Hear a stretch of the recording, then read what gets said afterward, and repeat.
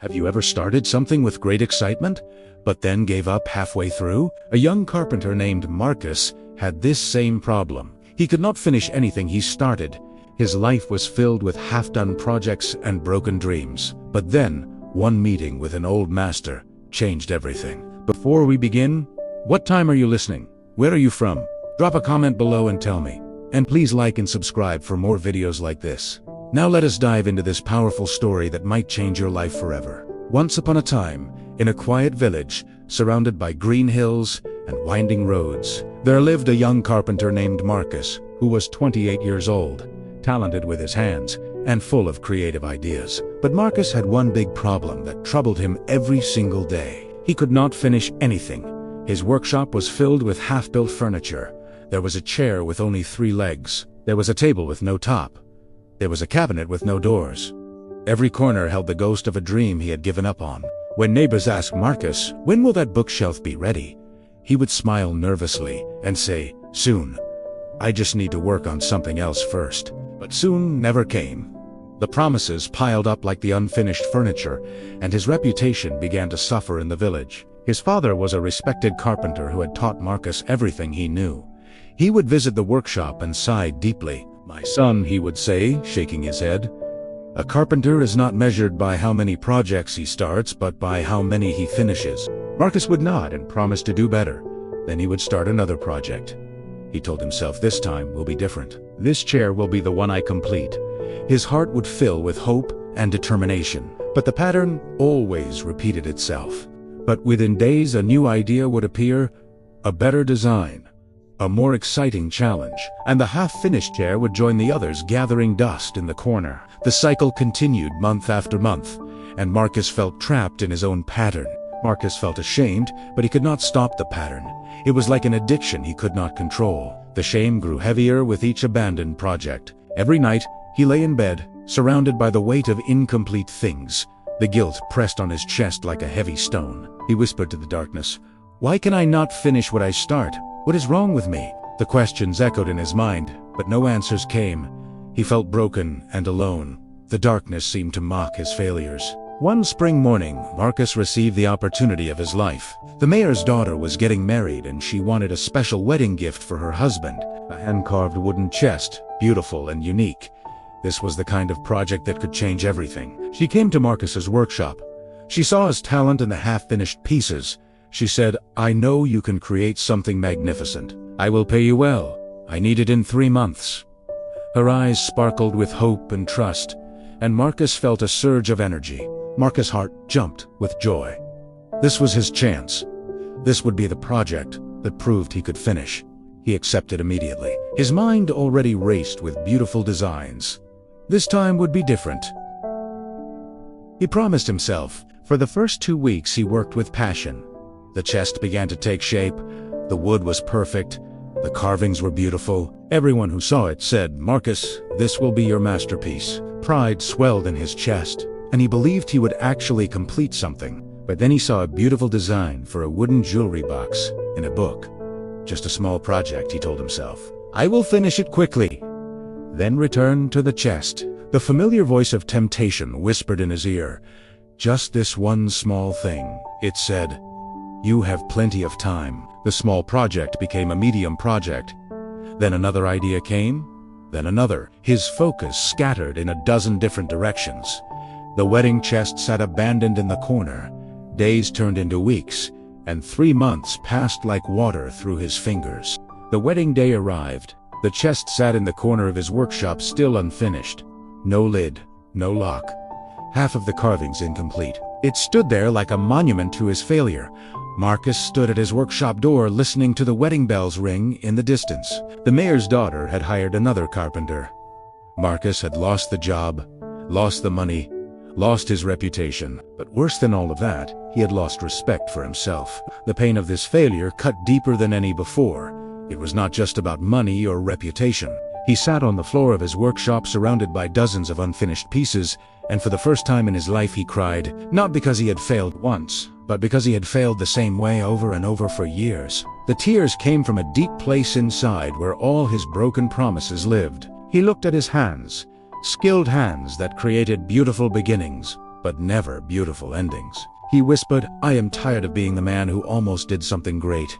The words hung in the air, heavy with truth and heavy with pain. That evening, broken and desperate, Marcus walked to the edge of the village, where an old master carpenter named Samuel lived. Samuel was known for two things: his perfect craftsmanship and his silence. He rarely spoke, but when he did, his words carried the weight of decades. Marcus knocked on the workshop door. Samuel opened it, looked at Marcus's red eyes, and simply said, "Come in." No questions, no judgment, just an invitation to enter. The workshop was small but very clean and organized. Every tool had its place, and every surface was clean. And in the center of the room sat a simple wooden stool, perfect in every detail. The contrast to Marcus's chaotic workshop was striking. Everything here spoke of discipline and completion. Marcus felt both inspired and ashamed at the same time. "Master Samuel," Marcus said, his voice shaking, "I cannot finish anything. I have talent, I have ideas, but I cannot complete what I start." His voice cracked with emotion. "How do you do it? How do you finish everything perfectly?" The question poured out from his soul. Samuel did not answer immediately. Instead, he picked up a small block of wood and a carving knife. He sat down and began to carve slowly and carefully. After several minutes of silence, he spoke. The silence itself was a lesson in patience before wisdom. "Marcus, do you see this wood?" Marcus nodded, his eyes fixed on the old master's hands. "Inside this wood is a spoon, but right now the spoon is trapped invisible." Samuel's voice was calm and steady. "My job is to remove everything that is not the spoon." Each word carried deep meaning. He carved away a thin layer. "If I stop now, it is just damaged wood. Worthless." The wood shaving fell to the floor. Such a simple action, but filled with meaning. He carved another layer. "If I stop now, it is still nothing, just more damaged wood."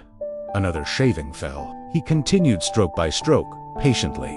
"But if I keep going, if I remove one layer, then another, never stopping until the spoon emerges, then I have created something complete, something useful, something valuable." The spoon was beginning to take shape now, and Marcus watched in fascination. Samuel looked directly at Marcus. "Every project has a wilderness period. The beginning is exciting. New ideas, new possibilities. The end is satisfying, completion, pride, results. But the middle is where dreams go to die." He held up the half-carved wood. "The middle is hard, boring, frustrating. You doubt yourself. New ideas seem more exciting. That is when most people quit. But here is the secret, Marcus." Samuel paused, letting the words sink in. "Finishing is not about motivation. Motivation fades.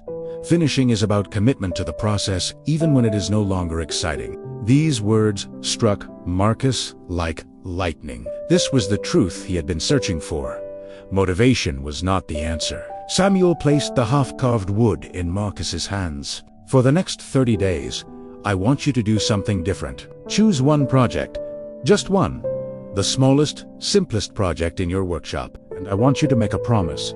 You will touch that project every single day, even if only for 10 minutes, until it is complete, even if you do not feel like it, even if it is boring, even if a better idea comes." He leaned closer. "Finish one thing, Marcus. Just one. Because the man who can finish one thing can finish anything." The words settled into Marcus's heart like seeds. Seeds that would soon grow into something beautiful. Marcus felt hope stirring inside him for the first time in years. This simple instruction felt like a lifeline thrown to a drowning man. Marcus returned home that night, holding the half-carved wood like a sacred object. He looked around his workshop at the chaos of unfinished projects and made a decision. He chose the simplest piece. A small wooden stool started months ago, needing only a few hours of work to complete. "This one," he said aloud. "I will finish this one." His voice was firm with determination. The journey of 1,000 miles begins with a single step. This stool would be his first step. He placed it in the center of his workshop like a sacred altar to commitment. The next morning, before his mind could create excuses, he worked on the stool for 10 minutes. Just 10 minutes. It was not exciting. It was not glamorous, but it did. The timer rang after 10 minutes, and he stepped back. A small victory, but a victory nonetheless. Day 2, 10 minutes. Day 3, 10 minutes. The routine was simple, but simple does not mean easy. Each day required a choice to keep the promise, a choice to show up even when motivation was absent, a choice to honor his word to himself. On day 5, a new idea came, a brilliant design for a mirror frame. His hands itched to start it. The temptation was so strong it felt physical. But he remembered Samuel's words. He touched the stool instead. 10 minutes, the temptation was strong, but his commitment was stronger. Some days, he worked for 10 minutes. Some days, once he started, he worked for an hour because the momentum carried him. But he never skipped a day, rain or shine, tired or energetic, motivated or unmotivated. He showed up. Consistency was becoming his new identity. On day 12, something shifted. The stool was nearly finished. He could see the end. And for the first time in years, he felt something he had forgotten. Pride. Not pride in starting. Pride in continuing. Pride in keeping his word to himself. This feeling was different from the initial excitement of starting. On day 18, he sanded the final surface. On day 21, he applied the last coat of finish. On day 23, the stool was complete. Marcus placed it in the center of his workshop and sat on it. It held his weight perfectly. It was simple, but it was finished. Whole. Complete. He ran his hands over the smooth surface. Every inch of it told a story of commitment. He felt something break inside him. Not in a painful way, but like a dam releasing pressure. Tears came, but this time they were different. Tears of joy, tears of victory, tears of transformation. For the first time in his life, he understood he was not broken. He just needed to learn how to finish. The weight he had carried for years lifted from his shoulders. He was free. Free from the shame of incompletion, free to become the person he was meant to be. He chose a second project, then a third, each time the same rule. Touch it every day until complete. No jumping to new ideas. No giving up halfway. The process was working.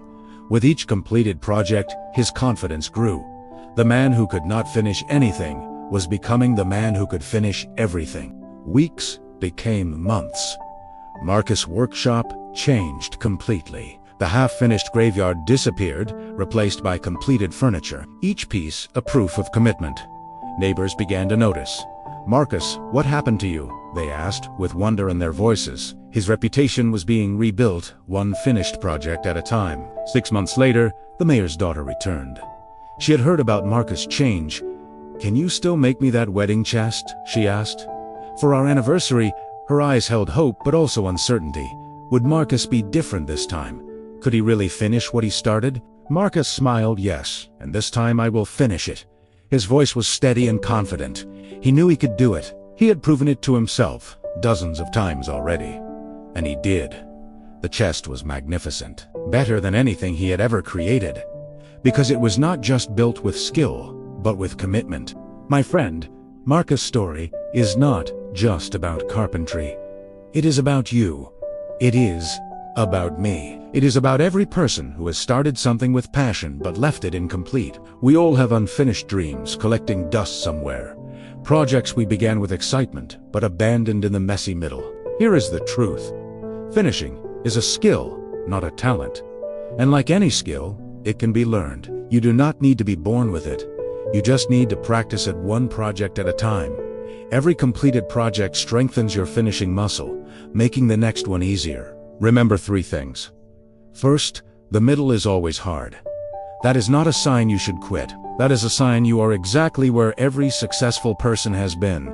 Every masterpiece goes through the messy middle. You are not alone in this struggle.